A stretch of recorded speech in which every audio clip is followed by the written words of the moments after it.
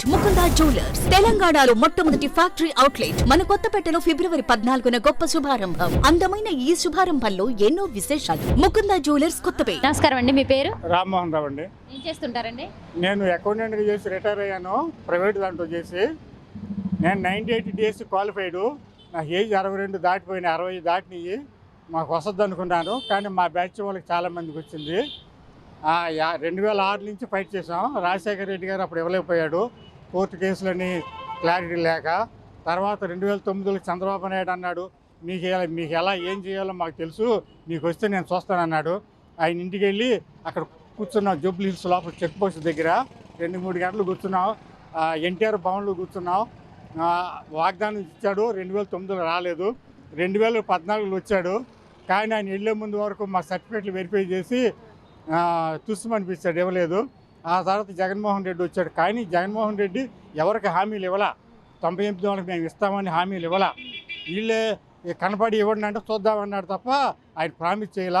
కానీ అలాంటి ఆయన పాపం మొన్న ఇచ్చాడు. అది 62 సంవత్సరాలు చేసింది, 60 సంవత్సరాల వాళ్ళకి ఇచ్చాడు. మా 62 చేస్తే నేను 1 సంవత్సరం పాటు చేసేవాడిని, నాకు రాలేందుకు బాధ లేదు. కానీ వీళ్ళ కోరిక, మా వాళ్ళ కోరిక అనేది నెరవేర్చాడు.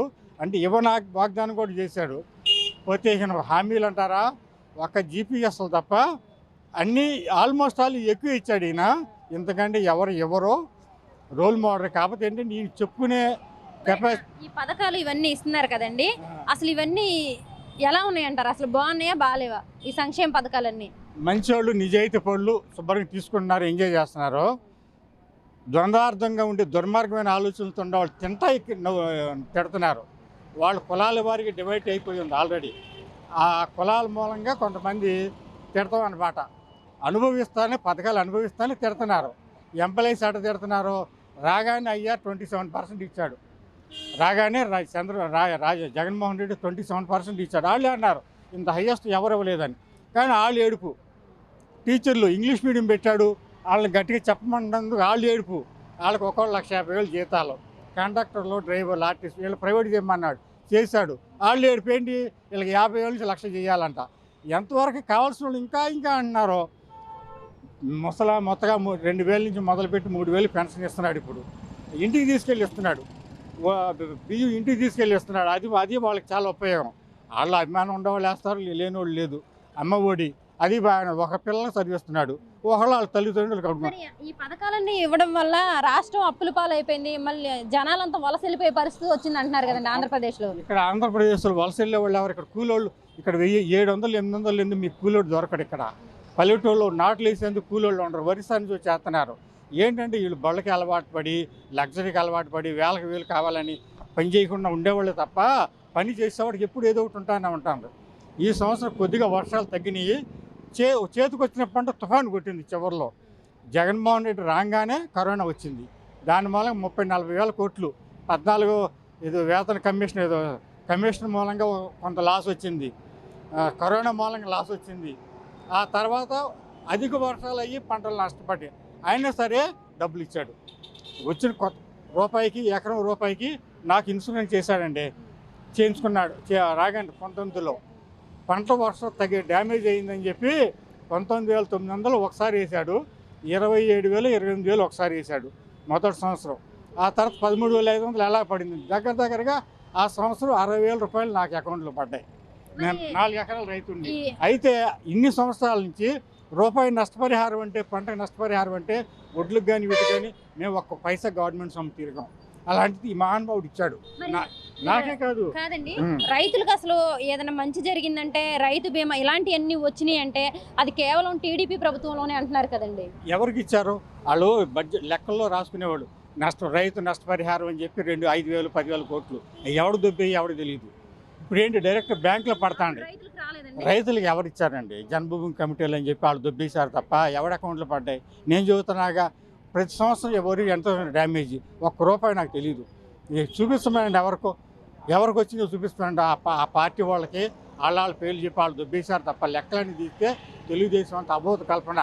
తెలుగుదేశం అంటే నాకు వ్యతిరేకం కాదు, నేను తెలుగుదేశం వ్యతిరేకమని ఈ జగన్మోహన్ రెడ్డి ఫేవర్ అని కాదు. న్యాయం ఆలోచిస్తే పోలవరాన్ని కట్టింది ఎవరో?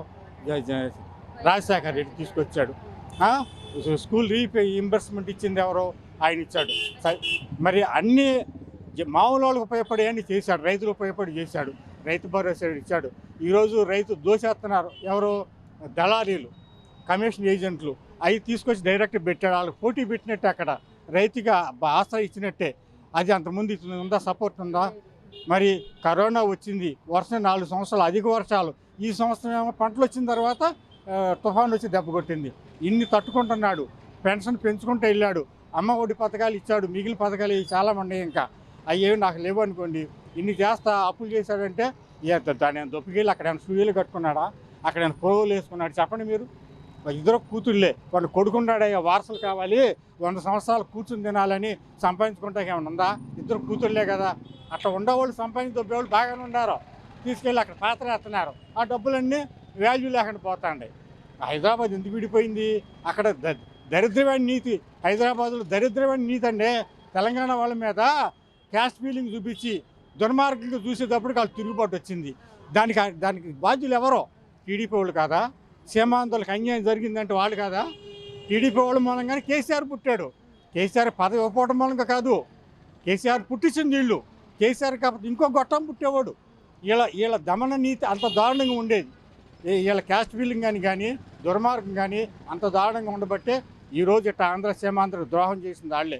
కానీ హైదరాబాద్ విడిపోయినప్పుడు మాకు అందులో వాటా కావాలని కానీ, లేదా అందులో అప్పుడు ఫైట్ చేస్తారా?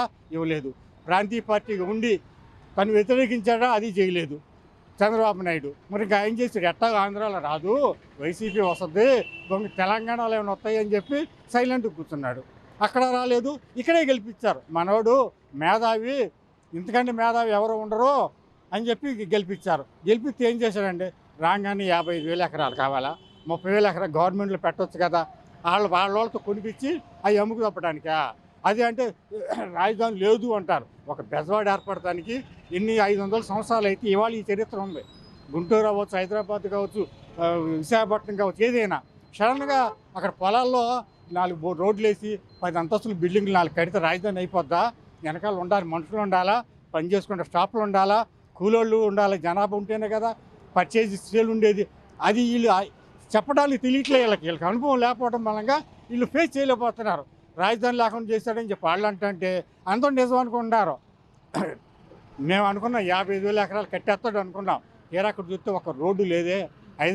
రాజధానికి వెళ్తాను మెయిన్ రోడ్ ఏమైనా ఉందా? చూడండి. ఉండవల్లి వెళ్తే ట్రాఫిక్ జామ్ అయిపోద్ది. సాయంకాలం పూట ట్రాఫిక్ జామ్ అయిపోద్ది. మెయిన్ రోడ్ వేసి 1,00,000 రూపాయలు అమ్మి, 1,00,000 కోట్లు అమ్మి బ్యాంకులో పెట్టి ఇదిగో నేను ఇచ్చాను రాజధాని అన్నాను అడితే ఈరోజు అందరూ జగన్మోహన్ రెడ్డి కాదు నీ తప్పు అనేవాళ్ళు. అక్కడ రూపాయి లేకుండా 1,50,000 2,50,000 కోట్లు అప్పులు చేసి దిగిపోయి రాజధాని లేకుండా చేసామంటే మేము అప్పుడు రాజధాని అంటే అయిపోద్ది అనుకున్నాం. కానీ అయ్యి పొలాలు అమ్మి అక్కడ కొన్నాడితే సంకనాగిపోయేవాళ్ళం. అక్కడ ఎప్పటికీ ఏర్పడదు. అలాంటిది వచ్చి రాగానే మరి మళ్ళీ ఒకవేళ మేము అధికారంలోకి వస్తే అమరావతి రాజధాని చేస్తాం అంటున్నారు కదండి. అమరావతి అంటారు, భూములు అమ్మేసుకుంటారండి. వాళ్ళకి 10,000-15 ఎకరాలు ఉంది. నిజానికి అవన్నీ బయటికి తీయమని ప్రతి ఎకరాకి బయటికి తీసి సిబిఐసి ఇన్కమ్ ట్యాక్స్ వాళ్ళు ఎంక్వైరీ చేయించమనండి. ఎంత దారుణాలు బయటపడతాయో. తెల్లగారి వాళ్ళకి వచ్చిందని చెప్పి వీళ్ళు బయట పెట్టిందారు తెలిసింది. అంతకుముందు మాకు తెలియదు కదా. వాళ్ళు ఎవరు అడుసుమల్లి జయప్రకాష్ టీడీపీ మాజీ ఎమ్మెల్యే ఆయన అంటాడు, ఇంటి పక్కన ఉండే వాళ్ళు మాకు తెలియదు అక్కడ రాజధాని అని, హైదరాబాద్ నుంచి రాజధాని ఎట్ట కొన్నారు అక్కడ భూములు అన్నాడు ఆయన. సిన్సియారిటీ అంటే అలా ఉండాలి. కులం కాదు అక్కడ కావాల్సింది, సిన్సియారిటీ కావాలి. అట్లా వీళ్ళు చేసేవన్నీ స్వార్థం కోసం చేశారు. ఆయనే కాదండి, షర్మిల గారు కూడా అసలు ఆవిడ కాంగ్రెస్ పార్టీలోకి రాగానే ఆవిడ కూడా అనేక రకాలుగా జగన్ గారిని విమర్శిస్తున్నారు కదండి. ఆయన సొంత చెల్లి. అసలు నువ్వేం చేసావు ఆంధ్రప్రదేశ్కి జగన్ రెడ్డి అంటున్నారు కదండి. ఆవిడ పాదయాత్ర చేసి తప్పు. ఆవిడ పాదయాత్ర చేయటం మూలంగానే 14 జగన్మోహన్ రెడ్డి ఓడిపోయాడు. ఆవిడ పాదయాత్ర చేయకుండా ఉంటే అప్పుడు ఈ పాదయాత్ర సక్సెస్ అయ్యేది. అప్పుడు అసలు పాదయాత్ర లేకుండా గెలిచేవాడు. ఆవిడ చేసి పార్టీని కొంచెం భ్రష్టు పట్టించేసింది. మెయిన్ ఎందుకనండి అంటే అన్నకు తోడుగా ఉంది కదండి ఆయన జైల్లో ఉన్నప్పుడు. జైల్లో ఉండి ఏం చేసింది చెప్పండి? అంటే ఆయన జైల్లో ఉన్నప్పుడు ఆయనకు తోడుగా ఉండి పాదయాత్ర చేసింది కదండి. అమ్మ ఉంటుంది, ఆడపిల్ల ఉంటుందా? ఎంతవరకు ఆవిడ చూసుకుంటుంది. మీరు పెళ్ళయింది వెళ్ళిపోతారు, మీ కట్నం తీసేసుకుంటారు. పెళ్ళయిన తర్వాత మళ్ళీ వాటాకు వస్తారు. అన్నదమ్ములు ఇస్తావా కోర్టుకి వెళ్తామంటారు. అంతేగా ఆడపిల్ల అంటే డబ్బులు ఉండాలి పరిస్థితి. అంతేనా కాదా? ఆవిడ కూడా అదే పరిస్థితి. అంటే నేను స్త్రీలకు వ్యతిరేకమని కాదు, ఇప్పుడు జరిగేది అది. ఆ పాలసీలోనే వచ్చింది. ఈయన కావాలంటే ఇచ్చేస్తాడు. సీఎం పదవి ఇచ్చేస్తాడండి ఈయన. అలా అంటున్నారండి మీరు. సీఎం పదవి ఇచ్చేస్తారు ఆ. వాళ్ళు అడిగితే? అడిగితే అంటే చూడమనండి, చూసి ఈయన పాలసీ అయిపోయిన తర్వాత అప్పచెప్పేస్తాడు, కావాలంటే ఇస్తాడు. కానీ ఇట్లా వచ్చి ఏదో అల్లరి చేసి వాళ్ళతో కలిసి ఎందుకు వాళ్ళు అడుగుతున్నారు ఏం చేసే ఒప్పులోని. ఈయన ఏమైనా అక్కడ పాత్ర వేసాడా, ఏమైనా అక్కడ స్టూడియో కట్టుకుని ఏమైనా ఫ్లోర్లు కట్టాడా చెప్పండి. ఈయనకి ఇద్దరు ఆడపిల్లలు, ఏం చేసుకుంటాడు? అదే కొడుకుంటే 10 తరాలు సరిపడ దాచిపార దుబ్బి 100 తరాలు కూర్చుని తిన్నట్టు చేసుకోవచ్చు. ఇద్దరు కూతురులేగా. ఆవిడేం చెప్తుంది అసలు పేదలకు ఏం చేసావు నువ్వు అని చెప్పేసి అడుగుతుంది కదండి. ఇండియా కాదు, ప్రపంచం మొత్తం మీద పేద కంట్రీల్లో ఎవడు చేయలేని చేశాడు. స్కూల్ ఫీజు రీయింబర్స్మెంట్ కావచ్చు, ఫీజు రీయింబర్స్మెంట్ కావచ్చు, పిల్లల చదివించడం కావచ్చు, ఇంటికి తీసుకెళ్ళి రేషన్ ఇవ్వటం కావచ్చు, ముసలాం మొత్తకి ఇంటికి తీసుకెళ్ళి రేషన్ ఇవ్వటం కావచ్చు, ఇవన్నీ ఇండియా మొత్తమే, ప్రపంచం మొత్తం మీద పేద మధ్య తరగతి దేశాల్లో ఏ దేశం ఇవ్వలేని, ఏ రాష్ట్రం ఇవ్వలేని పథకాలు ఇవి. ఈ పథకాలని చెప్పుకుంటాడు, మీ పథకాలని అని అనుకోకూడదు. అది సంక్షేమమా కాదో, అది ప్రజలకు అవసరమా కాదా? నెక్స్ట్ ఎవరు వస్తారండి? ఏమో అప్పుడు వీళ్ళ నక్క జుత్తులు అన్నీ ఒకవైపు ఉన్నాయి, నక్క జుత్తులన్నీ ఒకవైపు ఉన్నాయి, ఛానల్స్ అన్నీ ఒకవైపు ఉన్నాయి. ఒక్క ఛానల్ ఒక్క వ్యక్తి, వీళ్ళందరూ ఎన్ని రకాలు, ఎన్ని కులాలు, ఎన్ని దారుణాలు చేరారో తెలుసు కదా. వీళ్ళు ఎన్ని గడ్డలేస్తారో, ఎన్ని రకాలుగా విధ్వంసాలు సృష్టిస్తారో మీకు తెలియదు. వీళ్ళు 85, 86 నుంచి మొదలు పెట్టారు. వీళ్ళ సంగతి తెలుసు అందరికీ తెలియదు. ఇవాళ యువత తెలియదు. పవన్ కళ్యాణ్ వచ్చాడు, కాపులు ఏమన్నారు, కుర్రోడు మావోడు అన్నారు. వాళ్ళకి తెలియదు కదా. చంద్రబాబు నాయుడు గురించి తెలియదు, పవన్ కళ్యాణ్ గురించి తెలియదు, రాజశేఖర రెడ్డి గురించి తెలియదు, రాజకీయాలు తెలియదు. నేను 83 నుంచి తెలుగుదేశం పుట్టిన దగ్గర నుంచి డిగ్రీ అయింది. అప్పటి నుంచి పేపర్లు కానీ న్యూస్ కానీ ఫాలో అవటం కానీ ఉంది. నాకు 62 సంవత్సరాలు. వీళ్ళు ఎవరు పెట్టినా డిస్కషన్ పెట్టినా నేను వస్తా. ఏ డిస్కషన్ కానీ ఎక్కడ నేను వస్తా. వాళ్ళు ఏం చేశారు, వీళ్ళు ఏం చేయలేదు. వాళ్ళు చేయలేకపోవచ్చు కానీ అపకారం చేయలే. రాజశేఖర రెడ్డి కానీ జగన్మోహన్ రెడ్డి కానీ అపకారం చేయలే, వీళ్ళు అపకారం చేశారు. స్వార్థంతో కొన్నారు. తెలివిగలవాడని చెప్పి రాజధాని అప్పచెబితే సొంత వాళ్ళు కొనుక్కున్నాడు. అక్కడ పొలాలు కోట్లు అమ్ముకుని జనం మన పొలాలు అమ్ముకుని తీసుకెళ్ళి అక్కడ కొన్నామనుకోండి రాజధాని ఏర్పడదు. వీళ్ళు అమ్ముకున్నారు, హైదరాబాద్ వెళ్ళిపోతారు.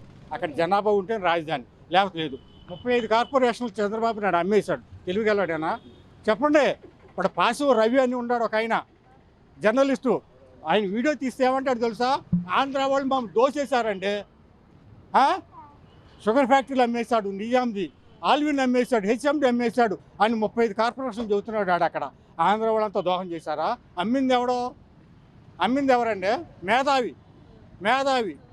వాళ్ళెవరో నాజన్ల భాస్కర్ చెబుతున్నాడు కదా. 6 ఎకరాలు అంబడి పేరుకొనిచ్చి హైటెక్ సిటీ కొన్నాడు. హైదరాబాదు హైటెక్ సిటీ పేరు పెట్టి జనాల డబ్బులతో అక్కడ డబ్బులు 6 ఎకరాలు కొనిపించి అమ్మడి పేరు పెట్టాడంట. అది మనవడి పేరు రాయించుకున్నాడంట. లక్ష్మీపార్వతి చెబితే కానీ జనానికి తెలియదు. అంతమంది ఛానల్స్ అన్నీ ఆడే కదండి. ఎవడో తెలుసు అంటే అవి ఇలా హైలైట్ చేసుకోవట్లే. అట్లాగే రాజధాని కూడా ఇందులో 1000 కోట్లు, ఇందులో స్కామ్ ఎంత ఉంది, 1000 కోట్లు ఉంది. సిబిఐ వేయాలి, ఇన్కమ్ ట్యాక్స్ వేయాలి. వీళ్ళందరి మీద ఎంక్వైరీ అయితే ప్రతి ఒక్కడూ దొరుకుతాడు. ఇంకొకటి గల్లా జయదేవ్ అన్నాడు, నన్ను ఈడీ వాళ్ళు ఇచ్చేశారు అని.